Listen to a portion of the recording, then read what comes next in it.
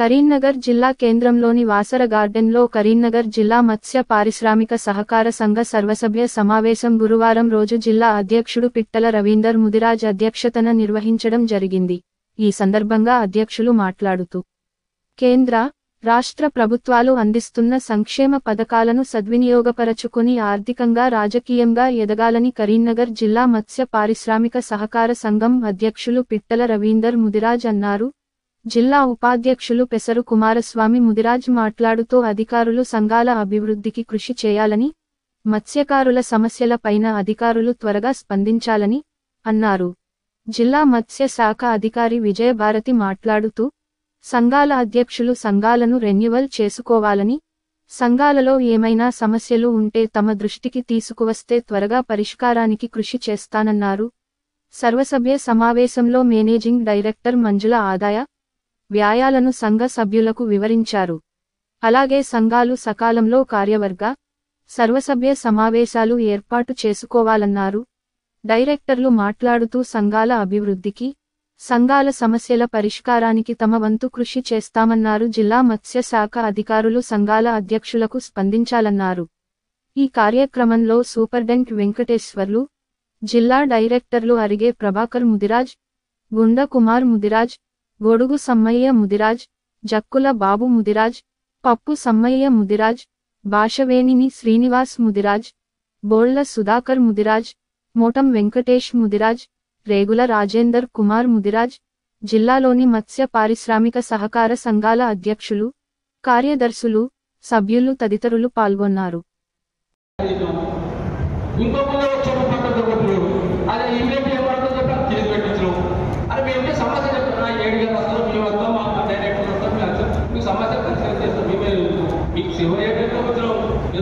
మాకు ఊరికే పదవులు పోతుందని కాలేదు. మీకు శివరికి సమాజం ఉంటే తప్పకుండా ఇలా డ్యామ్ మీద 1400 రసీదు చెప్పింది కార్మికులు. దాదాపు 1000-1200 రసీదులు ఎందుకు వస్తుంది అన్నట్టు ఇప్పుడు కదా 1450 రసీదు ఓటర్ లైసెన్స్ ఓటర్ వాళ్ళకి ఇన్సూరెన్స్ వస్తుంది, వాళ్ళకి అన్నీ వస్తున్నాయి, వాళ్ళు తగ్గుతున్నారు. 1000 మంది పట్టాలంటే 1000 మంది దాకా చెప్పులు కొట్టుకుంటూ రాత్రి బాలు వాళ్ళు తమ రోజు 500, 1000, 2000 రూపాయలు తక్కువ సంపాదిస్తుంది మార్కెట్. ఎక్కడ విద్యా చూసుకోవాలి. మీరు కూడా పడతారన్నా కాంట్రాక్ట్ చెప్తుంది, లేకపోతే మీ ఊళ్ళో ఖర్చు తీసుకొని మీరే పట్టుకోవాలి. మీ మార్కెట్ తెప్పిస్తాం. మా మండల హెడ్కోటర్లో డబ్బులు ఉంటాయి. మార్కెట్ ఒక్కొక్క మార్కెట్ 10 లక్షల రూపాయలు ఇప్పిస్తాం. పెద్ద పెద్ద మండల హెడ్కోటర్లో మేము ఇప్పిస్తాం. మా డబ్బులు ఉంటాయి, చిన్న పరిస్థితులు ఉన్నాయి. కానీ ఉద్యోగ కాలం చేసి కాంట్రాక్ట్ ఇచ్చి మీ భవిష్యత్తు పిల్లల భవిష్యత్తు సర్వ చేసుకోవాలి. మీ భక్తులు మనకు దేవుడు మనకు వరమిచ్చింది. ఇది కేసీఆర్ ఆయన మనకు రాజ్య ప్రాజెక్ట్ ఇచ్చిండు. ఆ చెరువులకు పుస్తకాలకు నీళ్లు ఉంటుంది. మంచి చేపల పిల్లలు పెంచుకోవచ్చు. మనకున్న జీవనం ఎవరికి లేదు. చేపలకు లేదు, గొర్రెలకు లేదు, ఇంకొకరు మనకే దేవుడు ఆ చేప కులాలు పుట్టినందుగా, లేకపోతే మన వృత్తి ఎదుగునంత అప్పులో మనకి ఇచ్చినందుగా మనకే మంచి ఉపాధి ఉంది. మనం చేసుకొని బతకాలి. మరి మీకు ఏదైనా సమస్యలు ఉంటే చెప్పండి, తప్పకుండా వస్తాం. ఇంకా కూడా మీకు ఏదైనా ఉంటే ఏడుగడ్డ గారికి మన మంజుల మీడియా గారికి ఇచ్చేది ఉంటే మీ ఊళ్ళకి మేము వస్తాం. మీ ఊళ్ళకి మేము మీ సమస్యలు ఖచ్చితంగా చేస్తాం. మనం మీ సభ్యత కానీ ఊళ్ళో సమస్యలు సమస్యలు ఇంకొకటి చెప్తున్నా.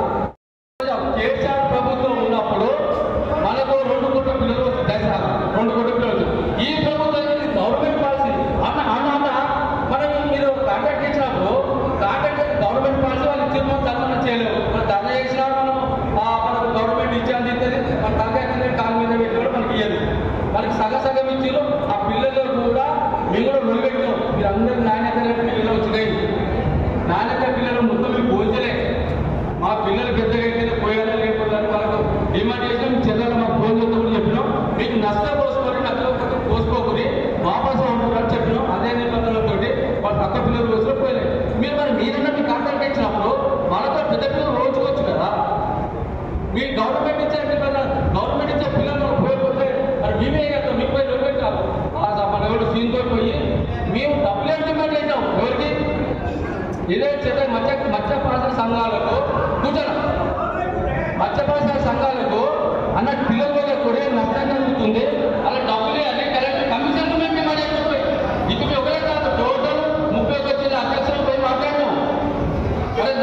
మీకు మీ లాభం పొందాలంటే మా సంఘం కానీ మా అధికారులు కానీ మీకు బాగుపడడం కానీ మా దగ్గర మీకేదో నష్టం జరగాలి ఏదో చేయాలని మా డిపార్ట్మెంట్ ఉండదు మేము అయితే మీకు గుర్తుపెట్టుకొని ఇప్పటికైనా ఇలా చేపల మార్కెట్కు 2 కోట్ల మంది చేపిస్తున్నాం ఇక్కడ మన మత్స్యశాఖ ఆఫీసర్ మీరు పక్కకొని మీరే ఇక్కడ అమ్ముకోవచ్చు లేకపోతే ఎవరైనా గవర్నమెంట్ తరఫున కొన్ని మార్కెట్ చేసే విధానం కూడా చేస్తున్నాం.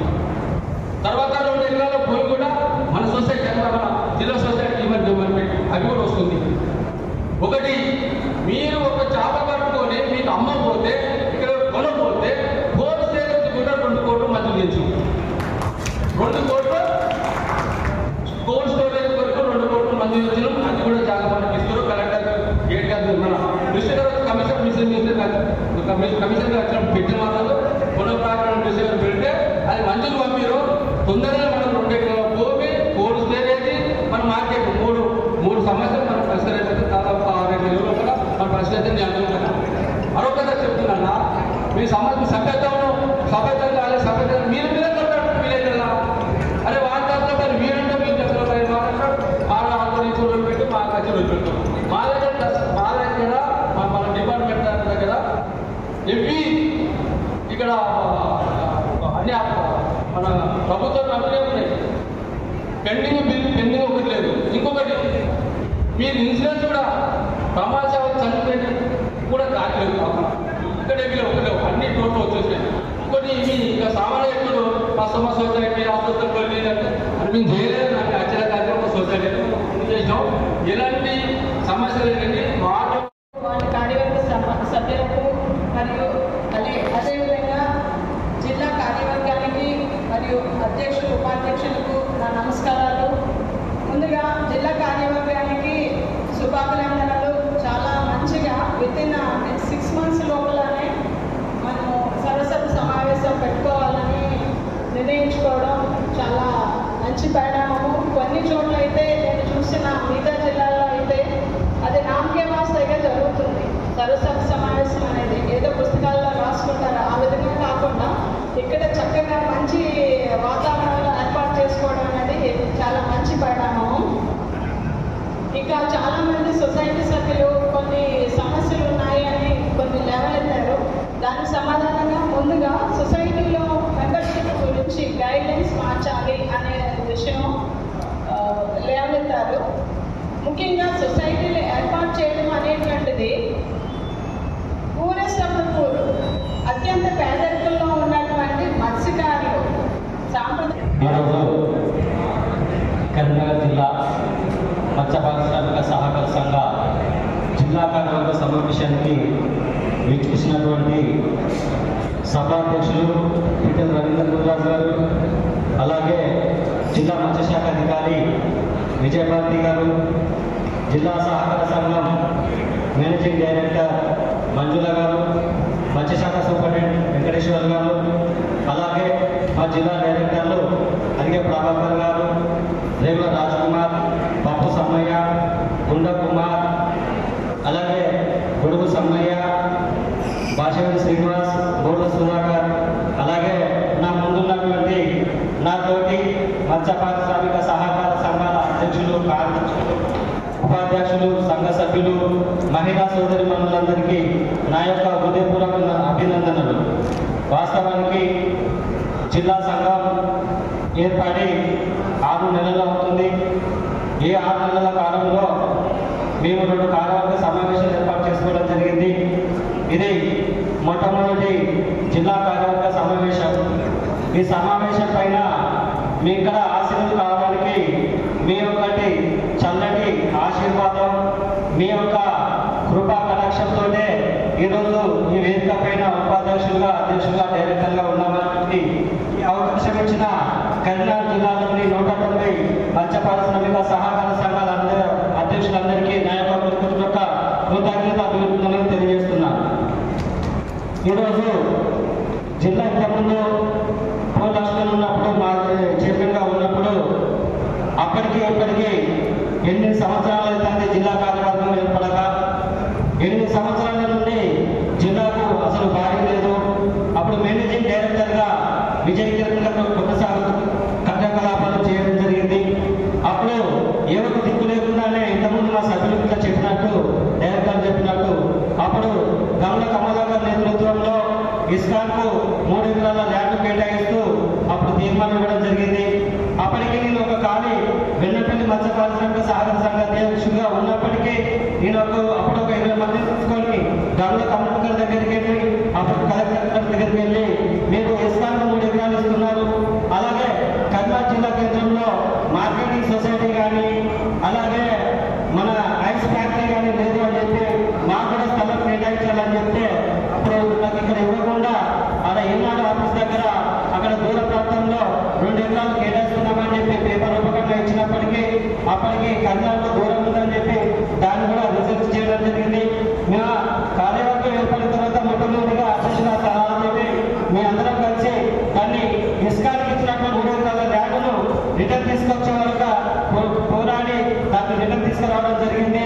ఆ రిటర్న్ తీసుకొచ్చిన 3 ఎకరాల స్థలంలో జిల్లా మత్స్య పారిశ్రామిక సహకార సంఘ భవనానికి 1 ఎకరం ల్యాండ్ ఇవ్వాలని చెప్పి ఇప్పటికే మేము కార్యవర్గ సభ్యులు తీర్మానం చేసుకుని జిల్లా మత్స్యశాఖ అధికారి మరియు కలెక్టర్ గారు కూడా వివరించడం జరిగింది. అలాగే మన ఇంతకుముందు సభ్యులు చెప్పినట్టు నిబంధనల ప్రకారం సభ్యత్వం లేకుండా ఇవ్వాలంటే 1964 జీవో చట్టాల ప్రకారం సహకార చట్టాల ప్రకారం గొల్ల కాపరులు గీత కార్మికులు చైతన్యత కార్మికులు కూడా అదే సహకార చట్టాల కిందకి వస్తుంటారు. వారికి ఎటువంటి నిబంధనలు గీత కార్మికులకు 3 ఇన్ని చెట్లెక్కలే సభ్యత్వం ఇస్తామని గొల్ల కాపరులకు ఇది గవర్నమెంట్నే సభ్యత్వం ఇస్తామని చెప్పి నిబంధనలు లేదు కాబట్టి కేవలం మన మత్స్యకారులకు ఎందుకు ఈ జీవితం అని చెప్పి దీన్ని పూర్తిగా 18 సంవత్సరాలు తిరిగిన ప్రతి మత్స్యకారునికి సభ్యత్వం ఇచ్చే విధంగా మనం ఈరోజు సభాముఖంగా కార్యవర్గ సమావేశంలో తీర్మానం చేసి మన కమిషనర్ గారికి పంపించాల్సిందిగా తీర్మానంలో రావాల్సిందిగా కోరుతున్నాం. అలాగే వాస్తవానికి ఈ ఉచిత చేపల పిల్లలు అనేది ఈటల రాజేంద్ర బండ ప్రకాశన చొరవతోటే ఉచిత చేపల పిల్లల పంపిణీ కార్యక్రమం జరిగింది. ఈ కాంగ్రెస్ ప్రభుత్వం పరిపాలనలోకి వచ్చిన తర్వాత స్టార్టింగ్ లో వర్షాలు లేవు చేప పిల్లలు ఇద్దామా వద్దా బలం లేదని చెప్పి ఆలోచనలు రూపకాలనే ఆలోచనలు కొనసాగిస్తున్న తరుణంలో అప్పుడు వర్షాలు పడ్డాయి అని చెప్పి బడ్జెట్ లేకపోవడం కొంత కారణం, వర్షాలు పడకపోవడం కొంత కారణం వలన దాని 50% గురించి ఉచిత చేప పిల్లలు అందించడం జరిగింది. వాస్తవానికి ఉచిత చేప పిల్లలు ఇచ్చే సమయానికి కొన్ని మండలాలు ఇళ్ళకుండా చుట్టుకుంటా వేరవంక మండలాలలో మాకు ఉచిత చేప పిల్లలు పిల్లలే వద్దని చెప్పి వాళ్ళు ఏకగ్రీవంగా ఆమోదం తెలుపుకొని సకల ప్రజలకు అందరూ ఆమోదం తెలుపుకొని ఆ చేప పిల్లలను రిటర్న్ పంపించడం జరిగింది.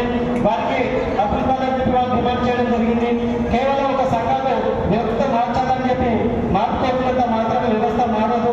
మన కార్యక్రమంగా ఉంది కాబట్టి ఈ తీర్మానంలో ఉచిత చేప పిల్లలకు బదులుగా ఇప్పుడు వాస్తవానికి ఒక్కొక్క సంఘానికి ₹1,00,000 వస్తే కనీసం మనకు అందులో 75% డబ్బులు ఇచ్చినా కూడా సంఘాలు మంచి చేప పిల్లలను కొనుకొచ్చుకొని పెంచుకునే అవకాశం ఉంటుంది. అది కూడా మన తొలగతి వర్షాలు పడుతున్న జూలై ఆగస్టు మాసంలో చేపలు తెచ్చుకునే అవకాశం ఉంటుంది. కాబట్టి ఈ చేప పిల్లలను ఉచిత చేప పిల్లలను రద్దు చేసి సంఘాలకు డబ్బుల రూపంలో నగదు ఇప్పించే విధంగా ఈరోజు తీర్మానంలో ప్రవేశపెట్టవలసిందిగా తీర్మానం ప్రవేశపెట్టాలని కోరుచున్నాను. అలాగే వాస్తవానికి గతంలో ఉన్న మత్స్యశాఖ అధికారులు కొద్దిగా ఎంతో చొరవ తీసుకుంటూ పనులు చేసేవారు. అందులో కూడా పనులు చాలాగా పెండింగ్లో ఉన్నాయి. కర్నూలు జిల్లాలో ఇప్పటికీ 39 సహకార సంఘాల సొసైటీలలో సభ్యతల కొరకు స్కిల్ టెస్ట్ చేసుకొని ఇక్కడ పూర్తి చేసుకొని హెడ్ ఆఫీస్లో వెళ్ళి ఇప్పుడు ఇక్కడ హెడ్ ఆఫీస్లో పెండింగ్ ఉన్నాయి. నేను మొన్న అక్కడికి వెళ్ళిన తర్వాత ఎందుకు పెండింగ్ ఉన్నాయని చెప్పి డీడీ లక్ష్మీనారాయణ సార్ గారిని అడిగితే కొన్ని డాక్యుమెంట్స్ పరంగా పెండింగ్స్ ఉన్నాయని చెప్పి మేము అక్కడి నుంచి కూడా మేము ఇక్కడికి రిప్రజెంటేషన్ పెట్టామని చెప్పినారు. కానీ వాస్తవానికి ఏంటంటే కర్నూలు జిల్లాలో అధికారుల నిర్లక్ష్యం చాలా ఉంది.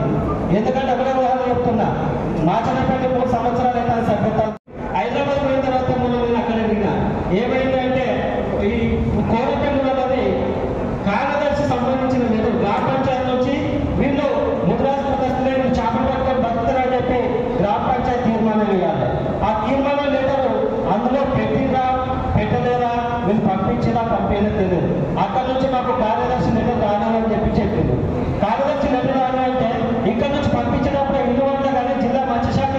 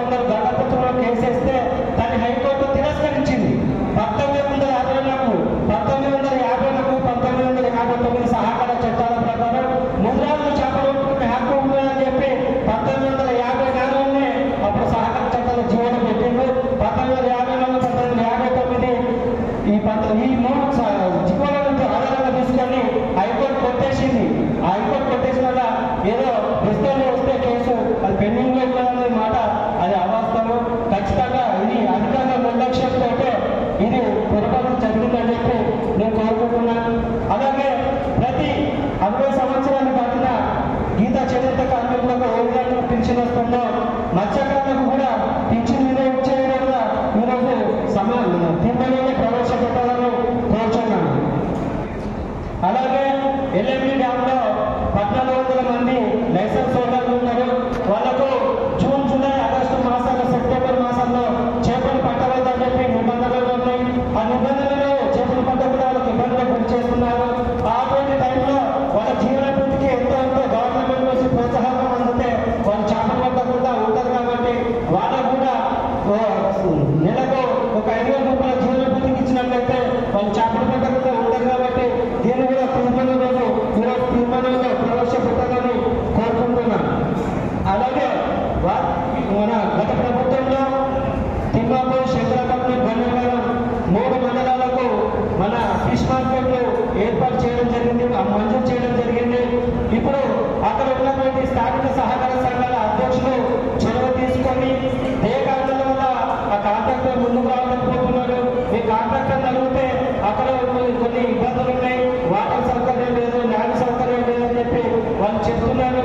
కాబట్టి తిమ్మాపూర్, గన్నవరం, కేశవపట్నం, చొప్పనండి ఈ మండలాల సహకార సంఘాల అధ్యక్షులు కానీ డైరెక్టర్లు కానీ చొరవ తీసుకొని అక్కడ మార్కెట్లు తొందరగా నిర్మించుకున్నట్లయితే అక్కడ ఉన్న లోకల్లో చేప పట్టుకొని అమ్ముకునే మత్స్యకారులకు కొంత జీవనాభివృద్ధి కలుగుతుందని చెప్పి దీనికి సహకరించాలని కోరుకుంటున్నాను. వాస్తవానికి మనం చిన్నప్పటి నుంచి చూస్తూనే ఉన్నాం. ఎందుకంటే ఒక సంఘంలో ఏదో పెరిగినంతకు మనం ఎంతో లీజు కట్టుకుంటూ మనం చేపలు పట్టుకునే వాళ్ళం, చేపల కన్నా పూర్తి హక్కు మనకే ఉండేది.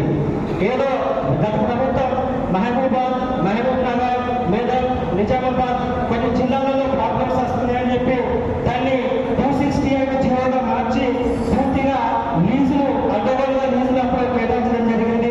1 హెక్టార్కు 1000 రూపాయల లీజులు కేటాయిస్తే అప్పుడు మేము అందరం కలిసి అప్పుడు బండప్రకాష్ గారు అప్పుడు శాసనమండలిలో అధ్యక్షులు, డిప్యూటీ చైర్మన్ గా, రాష్ట్ర అధ్యక్షులు ఇవ్వడంతో అప్పుడు అతను చొరవతోటి దాన్ని లీజు తగ్గించి మాఫీ చేయాలని చెప్పి మేము పోరాటం చేయడం జరిగింది. నా ఎన్నో లేని విధంగా ఏది గీత కార్మికులకు, చేనేత కార్మికులకు వాస్తవానికి గీత కార్మికులు మన పట్టభూములలో ఉన్నప్పటికీ గతంలో 10 రూపాయలు, 20 రూపాయలు, 30 రూపాయలు మనకు పట్టణంలో ఉంటే తాచేతలు లీజులు ఇచ్చేవారు. కానీ ఆ లీజులు కూడా పూర్తిగా రద్దు చేసేది. అంటే పట్టభూములో ఉన్న చెట్లకే లీజు రద్దు చేస్తే ప్రభుత్వంలో ఉన్న చెరువుల గుంటలకు మాకెందుకు లీజు, మాకెందుకు నిబంధనలు అని చెప్పి అప్పుడు చెప్పడం జరిగింది. చెప్పినా కూడా వినియోగించుకోకుండా దాని లీజును తగ్గించారు. ఆ లీజును పూర్తిగా మాఫీ చేస్తూ చేపలు పట్టుకునే హక్కు కేవలం మత్స్యకారులకే, ముదిరాజ్, గంగపుత్ర, దోస్తా, గుండా వారికే హక్కును కల్పించేందుకు జీవోలు జారీ చేయాలని, కఠిన చట్టాలను తీసుకురావాలని చెప్పి ఈ రోజు తీర్మానం ప్రవేశపెట్టి కమిషన్ పంపించాల్సిందిగా కోరుచున్నాను. అలాగే వాస్తవానికి మన నిర్వాసులు బీసీడీ నుంచి బీసీఏకు, బీసీడీ నుంచి బీసీఏకు అని అంటుంటే వాస్తవానికి బీసీడీ నుంచి బీసీఏకు అనేది పోరాటాలకు, నాయకులకే ఇది హక్కులు జరుగుతాయి తప్ప మన ముదిరాజులకు న్యాయం జరగదు. ఎందుకంటే ముదిరాజులు బీసీడీ నుంచి బీసీఏకి వెళ్ళాలంటే బీసీఏలో ఎంతమంది ఉన్నారో బీసీడీలో మనం ముదిరాజులు ఎంతున్నారో అంతమంది ఉన్నారు. మనం బీసీడీ నుంచి బీసీఏకి ఎప్పుడు వ్యవసాయ మార్చినప్పుడు అప్పుడు 2019లో వాళ్ళ కోర్టును ఆశ్రయిస్తే దాన్ని కొట్టేసింది. మనం ఒకటే నినాదం చేయాలి, బీసీడీ నుంచి బీసీఏకి మాకు అవసరం లేదు. మైనారిటీలకు 9% ఉన్న మైనారిటీలకు మన రిజర్వేషన్లు 11% కల్పిస్తారు. మనం 13% ఉన్నాం. 13% ఉన్న మనకు కనీసం 9% రిజర్వేషన్ సపరేట్ ముదిరాజులు బీసీఏ మళ్ళీ సపరేట్ కోటా కేటాయించి ముదిరాజులకు రిజర్వేషన్ 9% కల్పించాలని చెప్పి ఒక నినాదం తీసుకురావాలి. లేకుంటే బీసీడీ నుంచి బీసీఏకి అవసరం లేదు, బీసీడీలో ఉన్నా ఒకటే, లేకున్నా ఒకటే, నేనంటే ఓసీలో కలుపుతామని చెప్పి డిమాండ్ చేయాలి. ఓసీలో ఈ బీసీలో మనం చెప్పుకోవడానికి ఓసీలో పోతే బీసీడీ నుంచి మనకు రిజర్వేషన్ వచ్చింది, ఓసీలకు వచ్చిన రిజర్వేషన్ చేయము. అందుకనే ముదిరాజులకు సపరేట్ కోటా కేటాయించాలి, లేకుంటే ఓసీలో కలుపుతాం. రెండింటిలో దొరకకపోతే మనం కలిసిపోతాం. మరి ముదిరాజులను చెప్పుకున్నాడు ఎందుకు అని పొందుతున్నాం. వాస్తవానికి